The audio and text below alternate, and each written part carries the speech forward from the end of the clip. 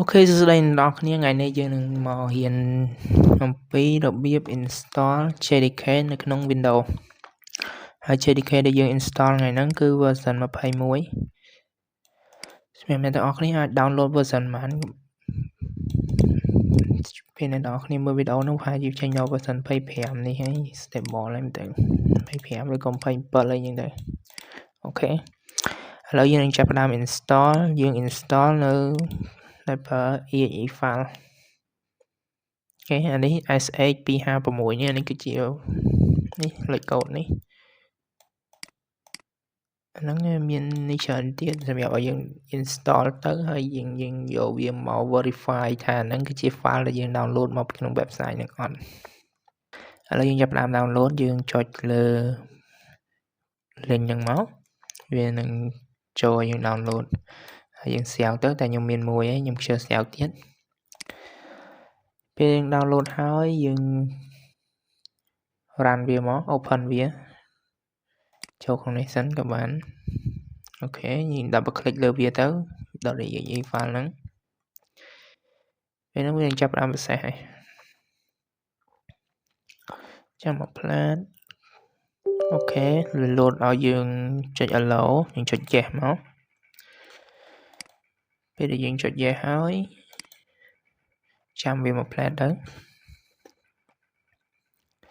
វាកំពុងតែដើរកុំព្យូទ័រខ្ញុំ slow តិចចាប់ផ្ដើម install ហើយអូខេនេះយើងចាប់ផ្ដើម install គេ welcome យើងមកយើងចុច next មកអានេះ program file នេះគឺកន្លែងដែល JDK របស់យើង store ទុកអ្នកនរគ្នាតែមើលនឹងឲ្យចាំសួរងាយសួរ JDK របស់យើងនៅតាណា location វានេះនៅក្នុង program file Java JDK 21យើងអាចដូរក៏បានដែរតែទុកនៅនោះជា default របស់វាពេលយើង install version ក្រោយៗវាមាន version 25អីវាដាក់នៅក្នុងហ្នឹងដែរហើយអញ្ចឹងយើងចង់ change version JDK នៅក្នុង IDE យើងងាយស្រួលឥឡូវចុច next ចាំមក plant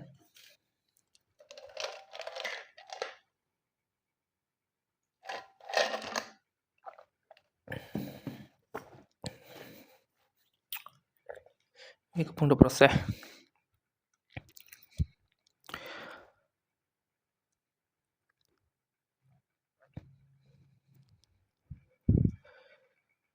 extract installer ហើយបន្តមកទៀតអ្នកទាំងអស់គ្នាចុច next ក៏បាន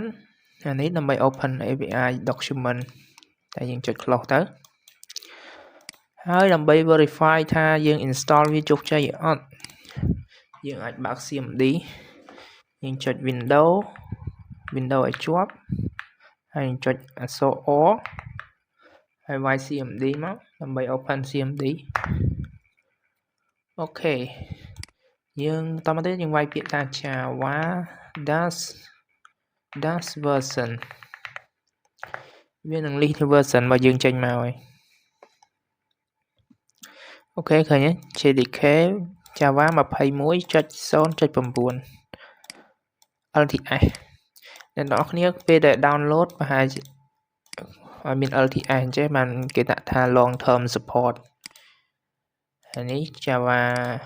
SE Java runtime JRE នេះគឺនេះ JVM តែប៉ុណ្្នឹងមកយើងអាចប្រើ Java បានហើយបើអ្នកទាំងអស់គ្នា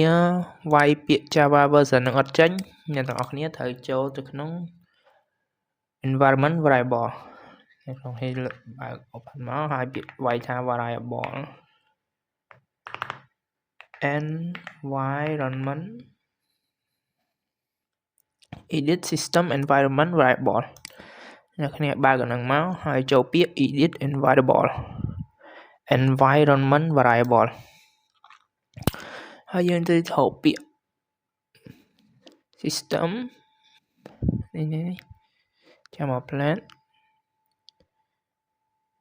ហើយណានេះ path ហើយចុច edit មកពេលនោះយើងបើសិនជាអ្នកទាំងអស់គ្នាចង់ដូរ version របស់ JDK ហ្នឹងអ្នកទាំងអស់គ្នាអាចដូរបានចាំ plant អូមិនដល់ហ្នឹងទេ នេះ program Oracle Java Pan អានេះគឺ default របស់វាបើសិនជាអ្នកទាំងអស់គ្នាចង់ដូរអ្នកទាំងអស់គ្នាអាចដូរបានដូរពី default ហ្នឹងឧទាហរណ៍ថា JDK យើងទុកនៅណា JDK យើងទុកនៅកន្លែង drive C program file ហើយ Java អូខេនេះខ្ញុំមាន version 21 មួយហើយនឹង version 17 មួយអ្នកទាំងអស់គ្នាចង់ប្រើ version 17 វិញអត់ចង់ប្រើ version 21អ្នក